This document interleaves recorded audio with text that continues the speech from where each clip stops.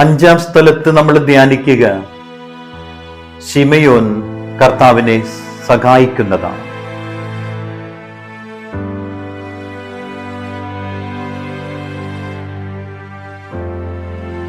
കുരിശിന്റെ ഭാരത്താൽ തളർന്നു പോകുന്ന തമ്പുരാനെ കാൽവരി വരെ എത്തിക്കാൻ ആഗ്രഹിക്കുന്ന യൂതന്മാരുടെ തന്ത്രം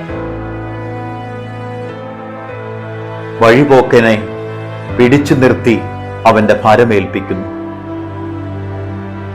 ജീവിതത്തില് കുരിശിന്റെ ഭാരം ഇങ്ങനെ വർദ്ധിച്ചു വരുമ്പോ, പ്രതിസന്ധികൾ ഇങ്ങനെ ആവർത്തനം ചെയ്യുമ്പോ നമ്മളും ചിന്തിക്കാറില്ലേ, ജീവിതത്തിൽ ആരുമില്ലല്ലോ, എന്നെ ഇന്ന് തുണയ്ക്കാൻ ആരെങ്കിലും ഉണ്ടായിരുന്നെങ്കിൽ. ജീവിതത്തിന്റെ പ്രതിസന്ധികളിൽ നമ്മളെ വേട്ടയാടുമ്പോ, പ്രതീക്ഷകൾക്ക് വിപരീതമായിട്ടുള്ള സംഭവങ്ങൾ നമ്മളെ മഥനം ചെയ്യുമ്പോ, ആരുമില്ല എന്നുള്ള ചിന്തയാൽ നമ്മൾ ഒറ്റപ്പെട്ടിരിക്കുമ്പോ, ജീവിതത്തിൽ ആരെങ്കിലും വന്ന് നമ്മുടെ ചാരത്തിരിക്കുന്നത് ശിമയോനാണത്. നിനക്കൊരു ശിമയോനാകാൻ പറ്റുമോ?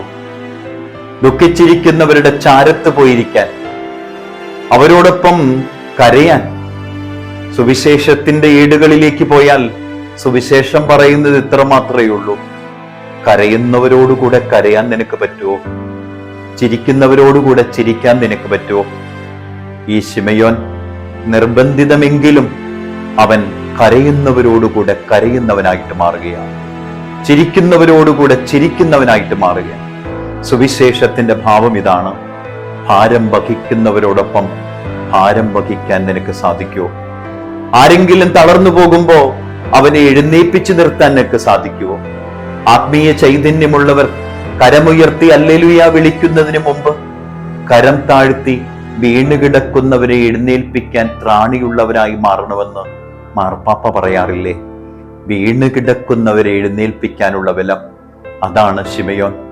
വീണുകിടന്ന തമ്പുരാനെ ആത്മാർത്ഥമായിട്ട് കരുത്തോടെ കരുതലോടെ എഴുന്നേൽപ്പിക്കുന്ന ശിമയോൻ.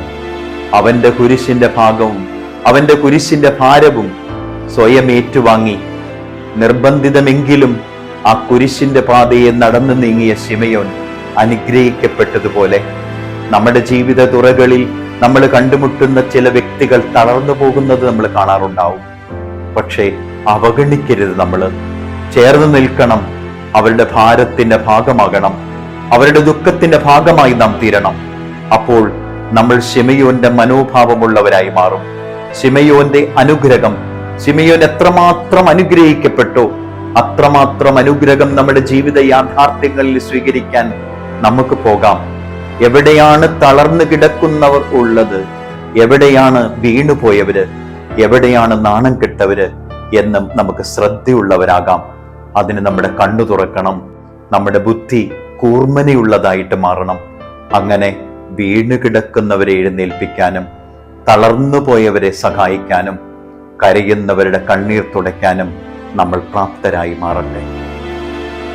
നിത്യം പിതാവും പുത്രനും പരിശുദ്ധാത്മാവുമായ സർവേശ്വര, അങ്ങയുടെ കരുണയുടെ കീഴിൽ ഞങ്ങളെ സമർപ്പിക്കുന്നു.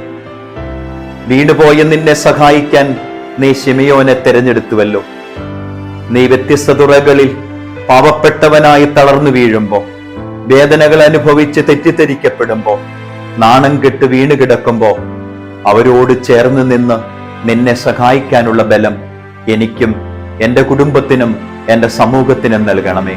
നിത്യം പിതാവും പുത്രനും പരിശുദ്ധാത്മാവുമായ സർവേശ്വര എന്നേക്കും ആമേൻ.